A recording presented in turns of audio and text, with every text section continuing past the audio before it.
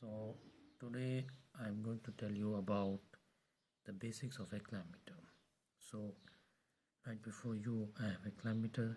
So this is the clamp meter and this is the cord that is available with the clamp meter.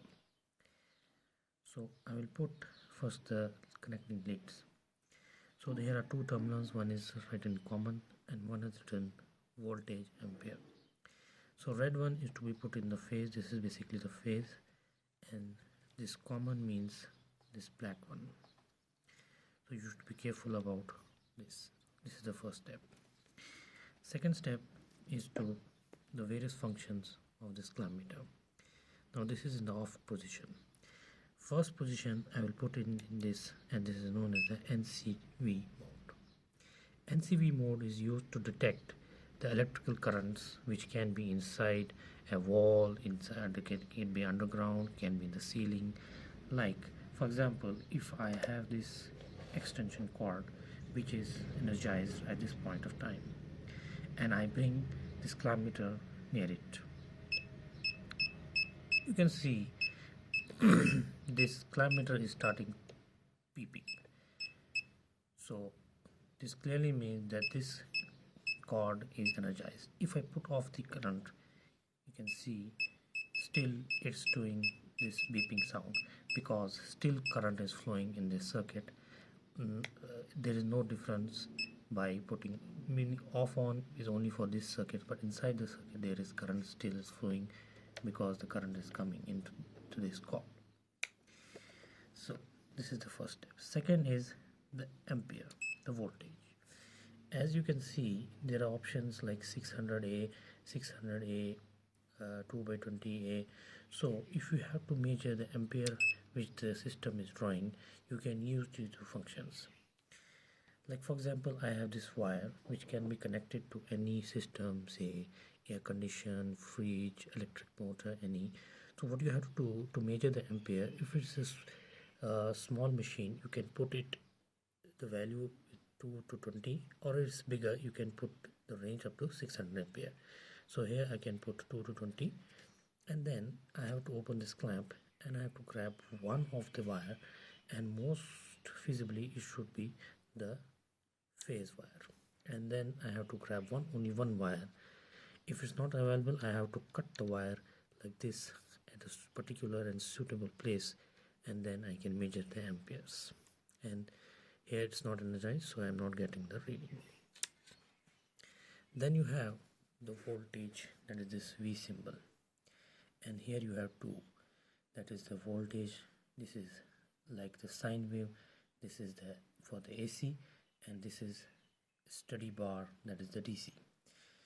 Now to measure the voltage in the AC, you put it to the AC, and then you can simply put it like this into the leads, and you can get the voltage.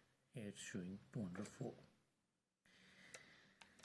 And to measure the voltage in the DC, you can put it to the DC point.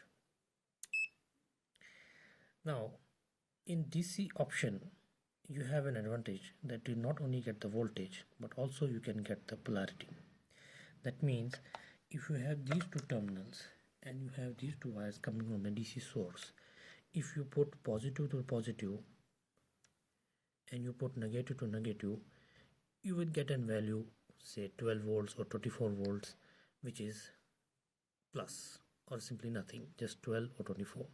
But if you put it to opposite, that is negative to positive and positive to negative, you will get minus reading, minus 12 and 24, which is very helpful when you are dealing with circuits like solar panels and inverters, which can cause very severe damage to the instruments if you use wrong polarity of the currents of the wires. Then you have this, which is known as the resistance or the ohm. So simply to measure resistance of a wire or resistance of any electric motor or any machine or appliance or anything, compressor and anything, you can put these two to the open end side of the copper side of the wire to these two leads, and you will get the value of resistance that motor or inverter or compressor has. If the values are up and down, you can get the idea that something is wrong with the motor.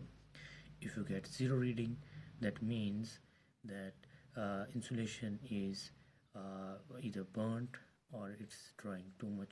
If you get zero, then it's maybe okay, or it's drawing more. But if you get a very high value, that means that maybe it's damaged or something.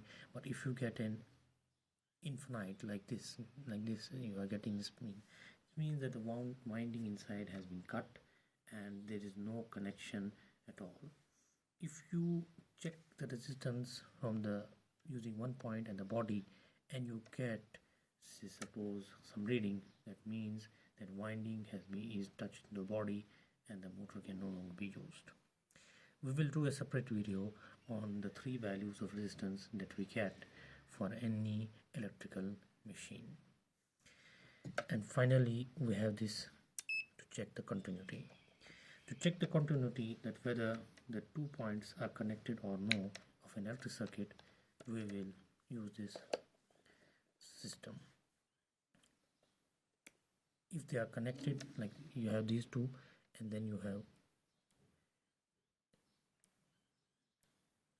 and then I can put a function, and you can see it's making noise. But as soon as I put off, it will not make, because now the connection between these two has been cut. Now if I put it, it will again make the siren. So this was the basic video about how to use the clamp meter. There are many other functions of the clamp meters, like for example how to check the capacitance of a capacitor. You can simply put it, there is an available capacitor, but unfortunately in this clamp meter that system is not available. Then there is also this hold option. If you want to hold one steady value, then you have some other functions, but these are the basic functions that you get to know in a clamp meter. I hope you enjoyed the video. Thank you.